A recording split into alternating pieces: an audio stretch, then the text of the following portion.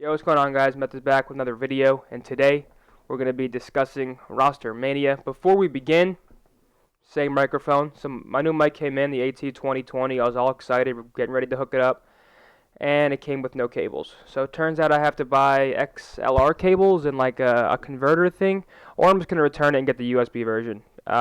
If I knew I would have had to buy the cables, I obviously would have done that. So it's pretty annoying. I was really planning on having a new microphone for this video, but the show must go on. So without further ado, Rostermania. So Rostermania has ended.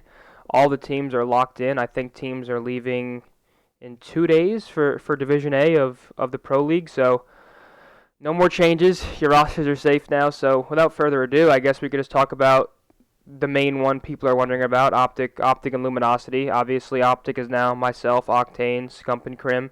And Luminosity, they just replaced Sam, who came to our team, with Formal. So it's Formal, JCap, Slackton, John. I think both teams are pretty much equal when it comes to skill. I think both teams are really talented, and I think it just depends on who shows up on that day and more consistently, to be honest. I think both rosters got better because I feel like everybody's happier now. Like you heard OpTic and their internal issues. A lot of people, that was a toxic environment for everybody, and if you saw me stream scrims, our vibes are really good. We have a lot of fun, and I heard the same thing with LG. So, in my opinion, I think it's just a win-win for both of us.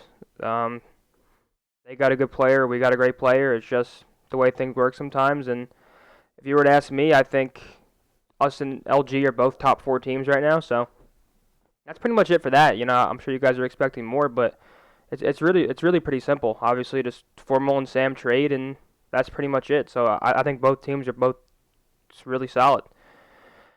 Next one, we got Red Reserve. So Red Reserve replaced Josh with Scraps, and in my opinion, that's an automatic upgrade. So with Red Reserve, you sort of had Josh and Joe running that objective-based, sort of inconsistent role. They're not really heavy slayers. They can be, but it's more of a consistent, fast, aggressive, making the plays play style.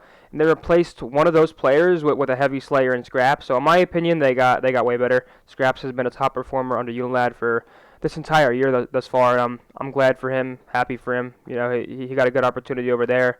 Red Reserve, in my opinion, is also a top 4 team. If you were to ask me, I think playing against Red Reserve all year, that's probably one of the hardest teams to play against, especially when they're firing on all cylinders. So I think I feel bad for Josh because I think Josh is a really good player. I hope he ends up on Splice. That they haven't announced their new 4th yet, but I think it would be silly for him not to go there. A player like him obviously deserves to be on a good team in the league. So, nonetheless, I think Red Reserve gets better. Rated a really good AR. Trey. I actually heard that Joe moved to the flex role, and now Trey or Zero is now a full-time sub. So, that's definitely interesting to me.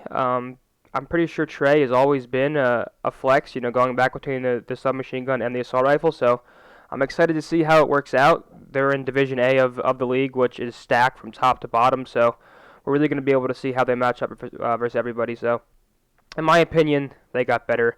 And in conjunction with that, I'm going to go ahead and say that Unilad got worse. Unilad letting go of Scraps, and I think they picked up Zed. That's just not really.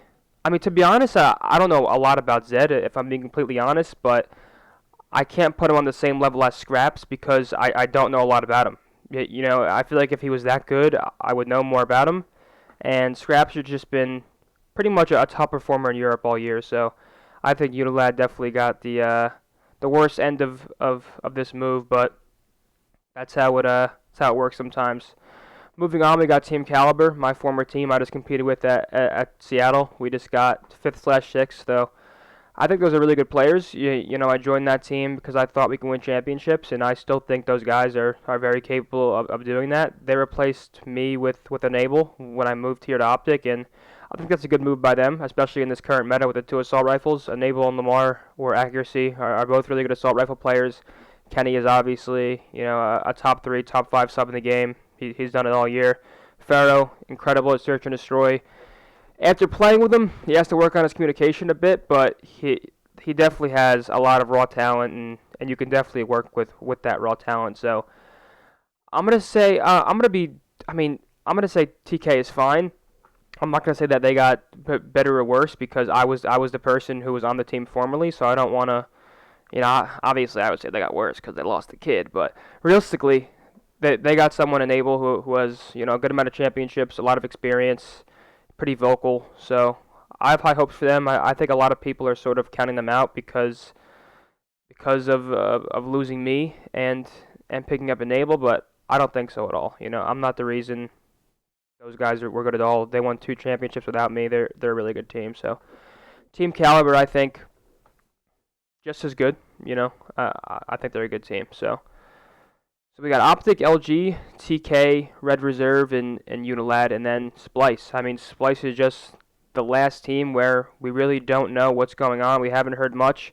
I think them releasing Tommy was a mistake. I'm pretty sure his most recent tournaments, his past two, I'm pretty sure he played pretty poorly. And I think his last tournament, the most recent one, I'm pretty sure he even said that it was like the worst performance of his career. So that happens sometimes. I've seen Tommy has dropped 50 against me this year. I think Tommy's a really good player. I think he always has been.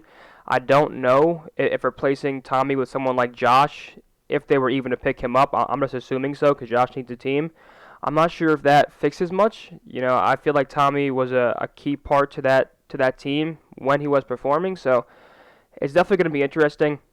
I can't even give an actual opinion because I don't even know their fourth yet, but that's pretty much it, guys. Rostermania is over, and I wanted to put this out to give you guys my thoughts. Let me know what you think. If you agree or disagree, just let me know. Once again, I apologize for the mic. If it was up to me, you'd be listening to a way crisper voice right now. But nonetheless, thanks for watching, guys. Hope you guys enjoyed. Make sure to drop a like, subscribe, whatever you want to do. Thanks for watching.